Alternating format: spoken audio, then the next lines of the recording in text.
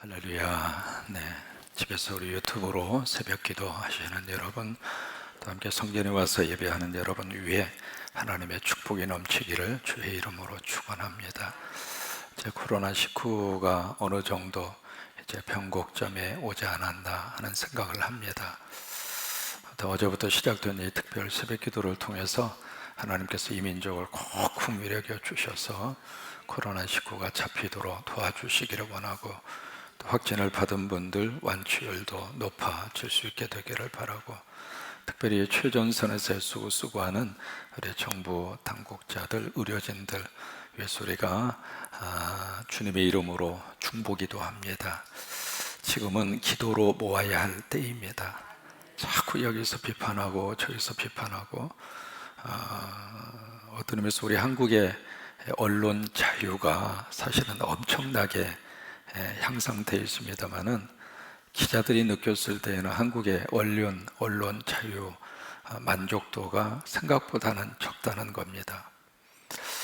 무슨 얘기냐면, 그 정도 자유를 누리면서 언론이 많이 보도를 하고 있습니다만은, 그 중에서 미안해요, 가짜 뉴스도 엄청 많습니다.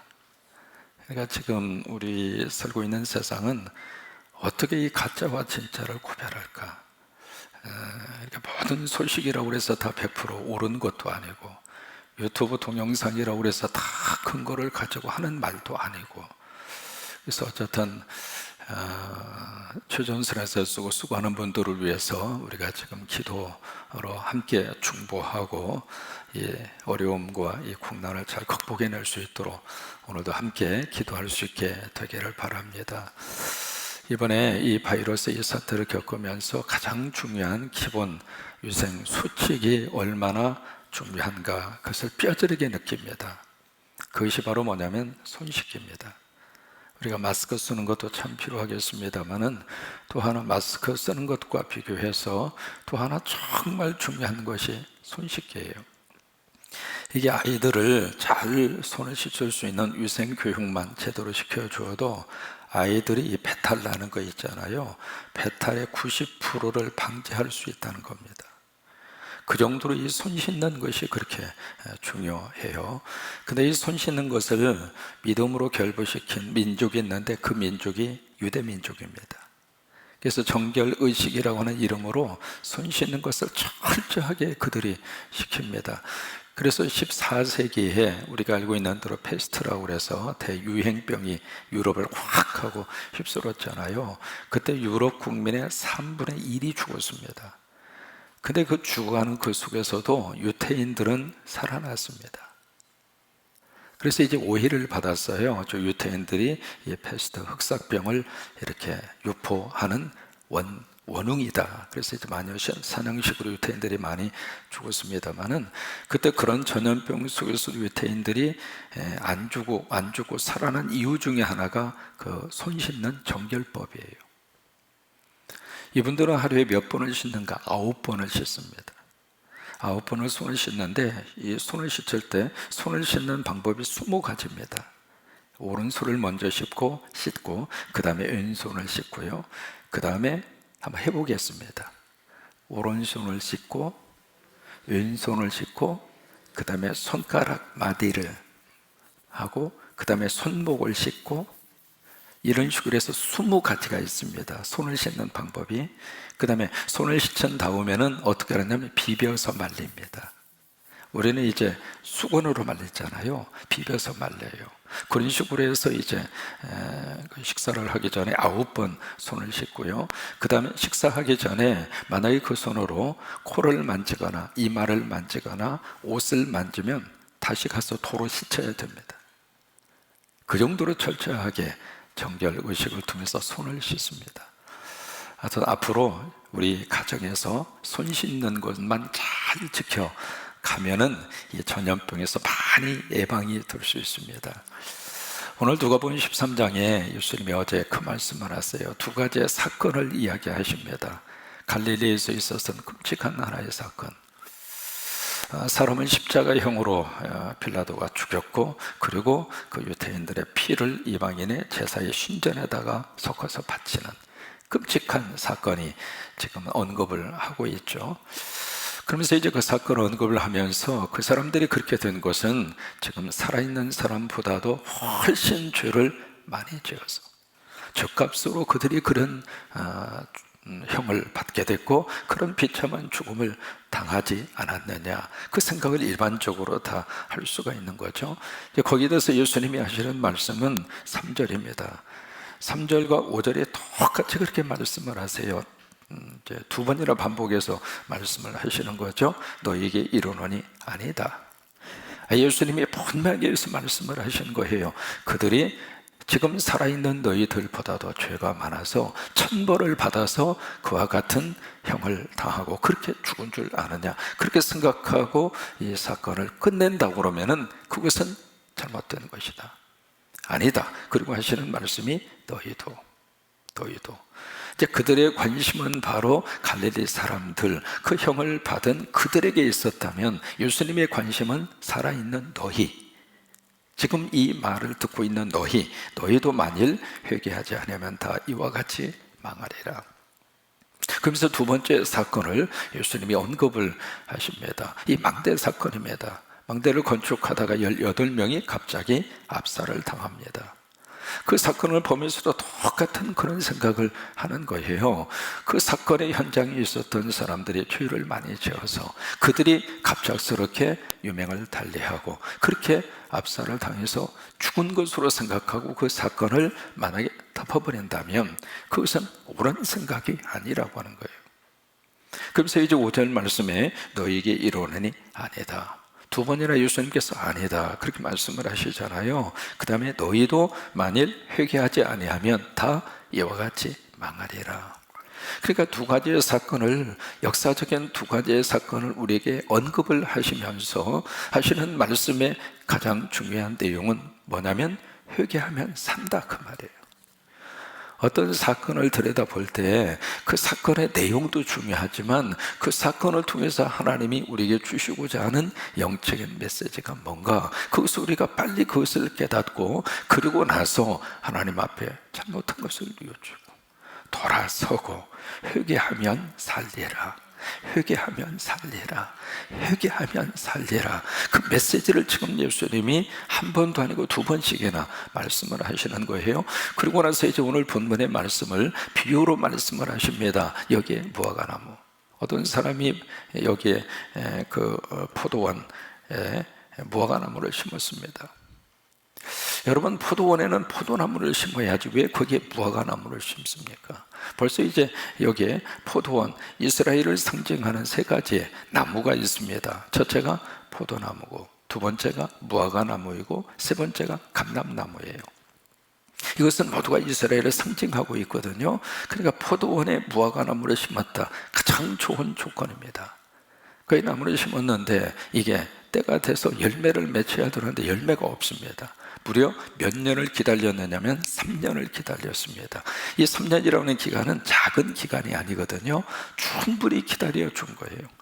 하나님은 우리를 사랑하시기 때문에 하나님의 자녀들이 회개하고 돌아올 기간을 충분히 하나님이 허락하십니다. 근데 그 시간을 빨리 우리들이 캐치할 수 있어야 돼요. 3년이라는 기간 동안 참아준 거예요.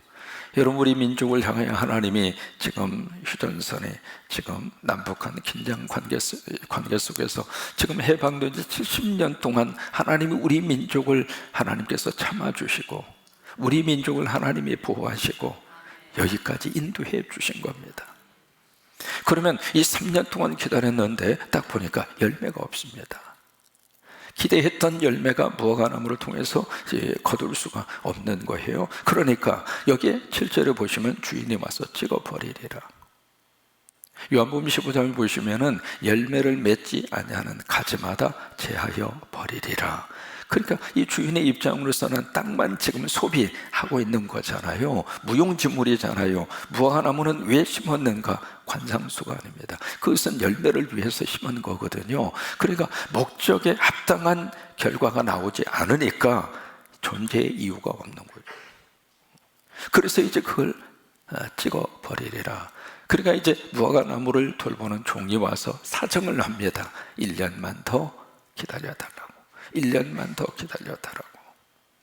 여러분 1년이라는 이 기간은 둘 중 하나예요. 열매를 맺든지 아니면 찍어서 없어지든지 둘 중 하나입니다.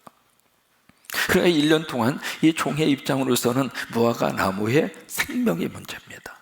이 무화과나무가 계속 있을 수 있느냐 없느냐, 그게 1년에 달려있다 이 말이에요. 그래서 이 말씀을 쭉 하시면서 여기에 9절에 그렇게 종이 주인에게 제안을 합니다. 뭐냐면 이후에 만약 열매가 열면 좋거니와, 열매를 맺히면 계속 이 무화과 나무가 여기에 살아있을 수 있지만 그 이야기잖아요. 그렇지 않으면 어떻게 해요? 찍어 버리소서. 그러니까 여기 이 비유의 말씀도 같은 맥락에서 해주시고 있는 겁니다. 뭐냐면 이 무화과 나무가 지금 살아있는 것은 내가 지금 의로워서 아니라 그 말이에요. 내가 지금 잘나서 아니라 그 말이에요. 하나님의 허락하신 유예 기간입니다. 하나님의 허락하신 두 번째의 기회입니다. 그것을 우리가 착각하고 내가 지금 살아있는 것은 아무 잘못하지 않고 내가 하나님 앞에서 떳떳하고 그래서 내가 지금 존재하고 있는 것이 아니라 하나님이 허락하시는 기간, 두 번째 기회입니다. 그것을 놓치면 이 무화과 나무의 운명은 그것으로 끝나게 됩니다. 우리는 여러 가지 많은 사건 속에서 살아요. 오늘도 그러고 내일도 그러고 예기치 않는 사건을 계속 우리들이 만나면서 살 수밖에 없습니다. 그 사건을 통해서 우리는 무엇을 봐야 하는가? 하나님의 워닝 사인을 봐야 합니다. 경고입니다. 여기 갈릴리에서 있었던 사건도 하나님이 주시는 경고이고, 망대 사건도 그 사건을 통해서 하나님이 주시는 경고이고, 이 무화과나무의 비유의 말씀도 같은 말씀이거든요.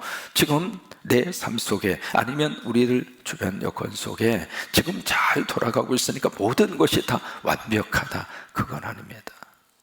열매를 맺지 않으면, 그 열매가 무슨 열매인가? 회개의 열매입니다.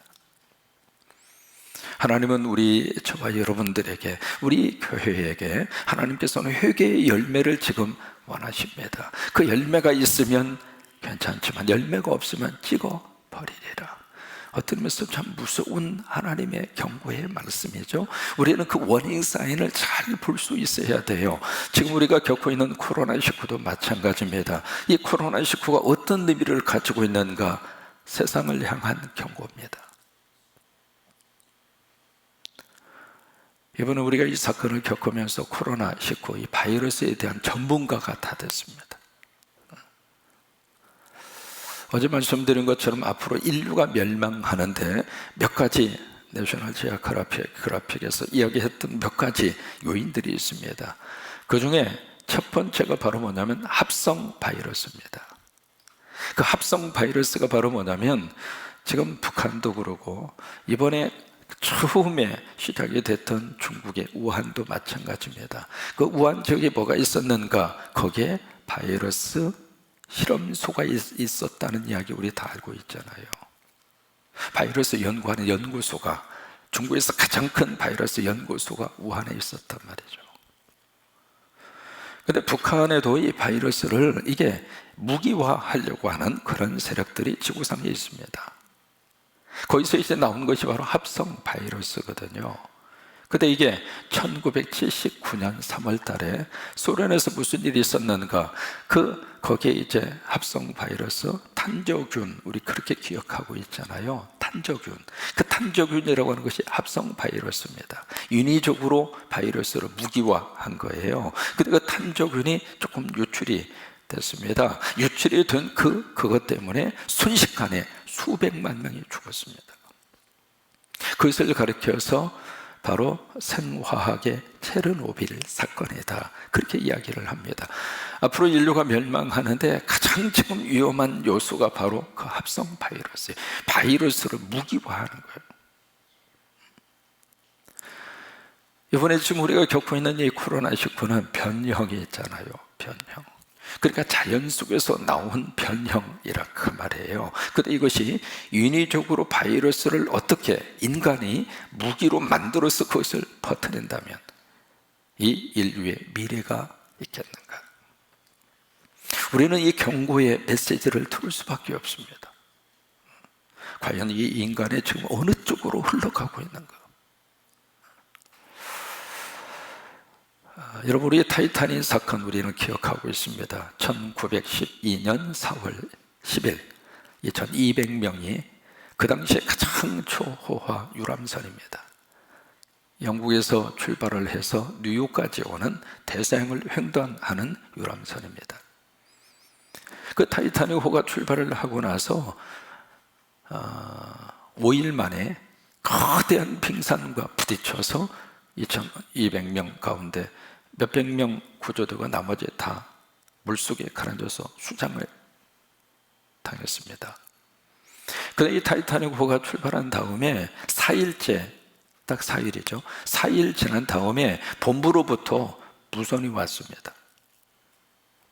뭐냐면 지금 이 대서양에 거대한 빙하가 떠돌고 있다라고 하는 소식이 들려온다. 그러니 주의하라. 무전이 온 거예요. 그 무전이 왔는데 이제 그 무전이 오고 나서 그것으로 끝난 것이 아니라 그 다음에 그 옆에 뭐가 지나가고 있었냐면 네덜란드 국적의 롤먼이라고 하는 배가 지나가면서 다시 경고성 무전을 보냅니다. 우리가 항해를 해보니까 이 대서양에 큰 빙하가 지금 떠돌고 다닌다. 그러니 조심하라. 그러면서 그 뒤로도 계속 이 경고성 메시지가 계속 이 선장에게 계속 전달이 되는 거예요. 그때마다 이 선장은 그 경고성 메시지를 듣고 호주머니에 다 집어넣습니다. 이 타이타닉호가 어떤 배인데 그까지 빙하 가지고 그런 식으로 무시를 한 거죠. 그러다가 밤 9시 45분에 메사바라고 하는 배가 최종적으로 지나가면서 그때 또다시 경고성 메시지를 보냅니다. 뭐냐면 여기에 지금 이 빙하 240km 면적, 엄청난 크기의 빙하죠. 240km의 면적의 빙하가 지금 당신이 항해하는 그 방향으로 지금 또 내려오고 있다.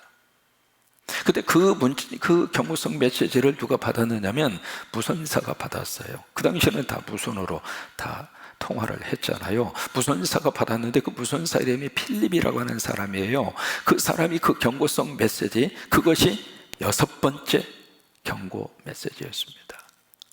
그 메시지를 받은 다음에 필립이라고 하는 사람이 그것을 선장에게 전달을 안 하고, 날씨가 이렇게 좋은데 무슨 놈의 빙하야? 빙하가 있으면 눈으로 충분히 내가 확인할 수 있지. 그런 식으로 해서 그걸 무시한 거예요. 그러고 나서 5시간 만에 빙하하고 타이타닉호가 부딪힌 거예요. 그래서 침몰한 겁니다. 우리는 이 역사 속에서 나타나는 사건 속에서 하나님의 경고를 들어야 합니다. 그 하나님의 경고를 듣고 그러면 믿음의 사람은 어떻게 할 것인가? 일단 우리 있는 자리에서 하나님이 기뻐하시는 회개의 열매를 맺어가야 합니다. 성도는 성도로서 회개의 열매를 맺어가고 또 교회는 교회로서 회개의 열매를 맺어가고, 그래서 우리 성도와 이 교회가 이 세상에 빛이 되고 이 세상에 소금이 되면 하나님께서는 바로 교회와 성도가 이 세상에 희망이 되도록 하나님께서 그 사회와 그 역사를 이끌어 가시게 될 것이고, 하나님의 귀한 은혜와 축복의 도구로 하나님이 쓰시게 될 줄로 그렇게 믿습니다. 그래서 우리는 이 사건 속에서 하나님의 경고를 충분히 듣고, 그리고 나서 그 경고를 붙잡고 위에서 깨어서 기도하고, 깨어라, 우는 사자와 같이 집어삼킬 자가 너희의 주변에 두루 다닌다, 그렇게 말씀하고 있잖아요. 저와 여러분이 더 열심히 기도하고 더 열심히 기도하고 우리 믿음의 삶을 다시 한번 계속 점검을 하면서, 그러면서 이 하나님의 경고의 메시지를 우리가 무시하지 말고, 경고 메시지를 그냥 흘러보내지 말고 다시 한번 믿음의 영성을 꼭 회복을 해서 주님 앞에 귀하게 쓰임받는 우리 모두가 될 수 있게 되기를 주의 이름으로 축원합니다. 오늘 말씀 다시 한번 기억합니다. 8절과 9절입니다. 8절과 9절 같이 있습니다. 대답하여 이르되 주인이여 금년에도 그대로 두소서. 내가 두릅하고 거름을 줄이니 이후에 만일 열매가 열면 좋거니와 그렇지 않으면 찍어 버리소서 하였다 하시니라. 아멘.